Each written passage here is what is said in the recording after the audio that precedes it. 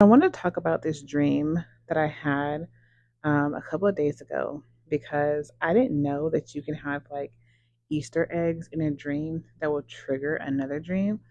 So I have dream journals that I write down, right? And so I had this dream on May 2nd. Okay, so my son and I were at some church and the pastor mentioned collectionoftruth.com and houseofsomething.com, but I couldn't remember. And the lady sitting next to me, she was also trying to write down, like what these websites were.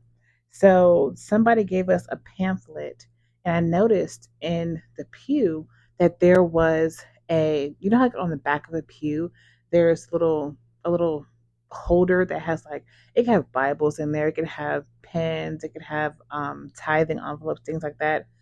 There was a journal in the back of this pew that had my handwriting on it, and I'm looking at this journal like, what? How is that here? Why is that here? And as I was writing this dream down and I got to that journal, it triggered the fact that I have had a dream before in this same church. I've actually had several dreams before in this same church. And I was floored, first of all, like, oh my goodness, like I'm having a dream again in this church. And I had written it down. Now, I'm not going to get into the rest of the details of that dream.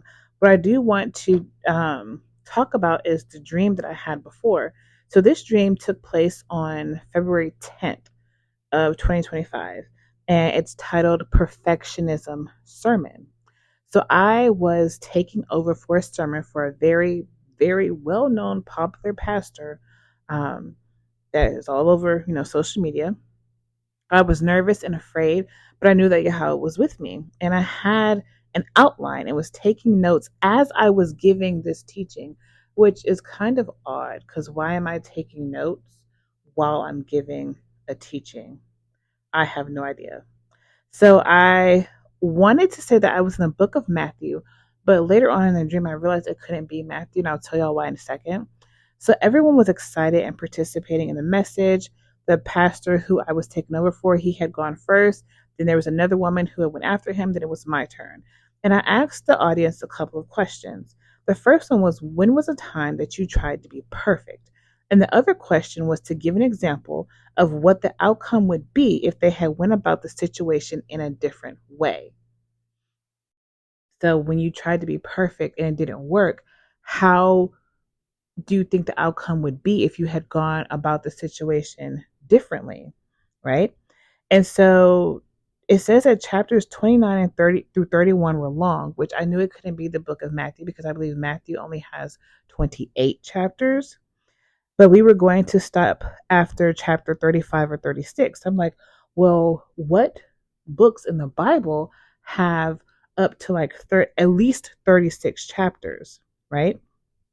And so I made a note that the books in the Bible that have at least 36 chapters are Genesis, Exodus, Numbers, Isaiah, Jeremiah, Ezekiel, Job, and Second Chronicles.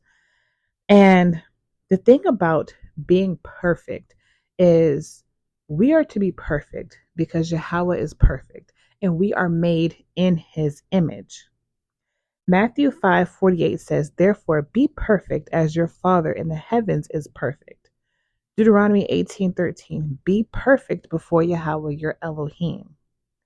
Psalm 18:25 and 2 Samuel 22:26 say the same thing. With the lovingly committed, you show yourself lovingly committed.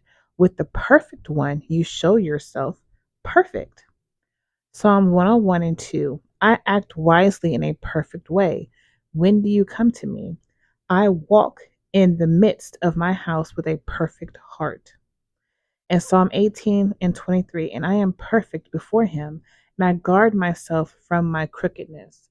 So I don't remember all the details of this sermon, but it was about perfectionism. There's always this saying that, oh, nobody's perfect. You shouldn't try to be perfect. You need to stop acting like you're perfect and all these different things. But we are called to be perfect because he is perfect and we are set apart meaning that we are not of the world. When you are set apart and you remove yourself from the world, that is where perfectionism comes in. Yahushua was perfect. He was the prime example of what perfection is, how to perfectly follow the law, how to perfectly keep the Sabbath, how to perfectly interact with people, how to perfectly walk this walk. He is the epitome of perfection. And I just recently finished reading the book of Mark, and it's just like he was perfect in all ways. There was no fault found in him, even when the Israelites tried to have him, or when they had him persecuted. Pilate was like, no, there's nothing wrong with this man. They even tried to get people to lie and say all these different things, but the evidence did not agree with them. There was no evidence to prove that this man was not perfect. There was no evidence to prove that he had done something wrong. And one of the things that I really love about, Yahushua's ministry is that when he was arrested, the they would question him and he wouldn't say anything. And I think, a part of what's wrong with us is that we always feel like we have to have a response. We always feel like we have to say something back. We always feel like we have to clap back in a sense. We don't have to say anything back. And we don't have to fight fire with fire. We don't have to stoop to someone else's level. That's part of being perfect. By being obedient, following his laws, statutes, and commandments, you can be perfect. You can. Now, I don't know, what the book of the Bible I was actually teaching from. I will probably do like a follow-up video talking about that. But I just wanted to talk about, one, the importance of dreams, but also perfectionism, because you can be perfect. Don't let anyone say that, oh, nobody's perfect. No, you can be perfect, but you have to choose every second of every day to not fall into sin. You have to choose every second of every day to follow in the ways of Yahushua. You have to choose every second of every day to follow the laws, statutes, and commandments. You have to choose every second of every day to be obedient. Obedience equals perfection. Disobedience is why there was animal sacrifice. Disobedience is why people were killed when they transgressed against the law. That's what happened when it comes to disobedience. There is no perfection in disobedience.